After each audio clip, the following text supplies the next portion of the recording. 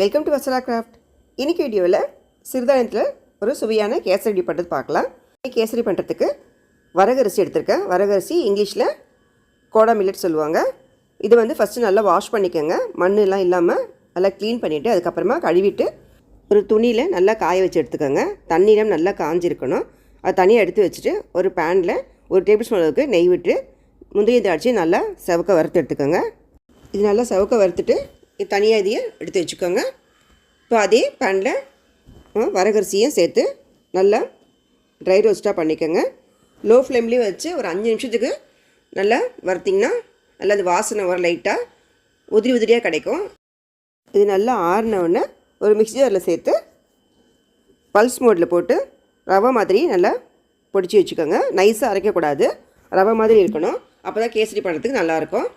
இப்போ ரெடி ஆகிடுச்சு. இப்போ பேனில் அரை கப்பு வந்து பால் எடுத்துக்கோங்க. நம்ம அரை கப்பு வரகரிசி எடுத்துருக்கோம், அதனால் அரை கப்பு பால், மீதி 2 கப் அளவுக்கு தண்ணி சேர்த்துக்கலாம்.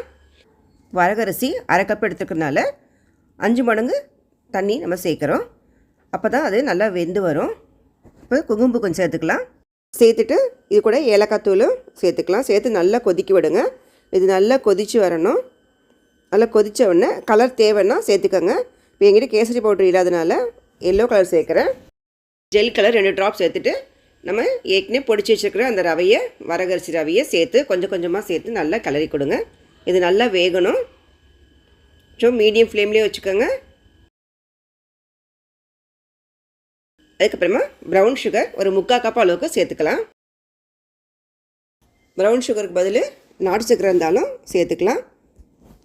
இது இனிப்பு வந்து சரியாக இருக்கும். கொஞ்சம் அதிகமாக தேவைன்னா இன்னும் ஒரு 2 ஸ்பூன் எக்ஸ்ட்ராவே சேர்த்துக்கோங்க.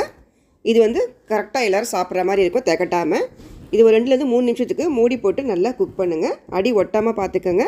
ப்ரௌன் சுகர் போட்டனால சீக்கிரமாகவே கரைஞ்சிடுச்சு. இப்போ நெய் வந்து கொஞ்சம் கொஞ்சமாக சேர்த்துக்கோங்க. முதல்ல 2 டேபிள் ஸ்பூன் சேர்க்குறேன். அதுக்கப்புறம் வறுத்த முந்திரி திராட்சையும் சேர்த்து நல்லா கிளறி கொடுங்க. அடி ஒட்டாமல் நல்லா கிளறிட்டே இருங்க. இப்போ தேவைப்பட்டால் இன்னும் நெய் கொஞ்சம் சேர்த்துக்கோங்க. இப்போ கொஞ்சம் கொஞ்சமாக சேர்த்ததில் ஒரு 4 டேபிள் ஸ்பூன் அளவுக்கு நான் சேர்த்துருக்கேன். நெய் அதிகமாக விரும்புகிறவங்க இன்னும் கூட கொஞ்சம் சேர்த்துக்கோங்க. இப்போது ரெடி ஆகிடுச்சு.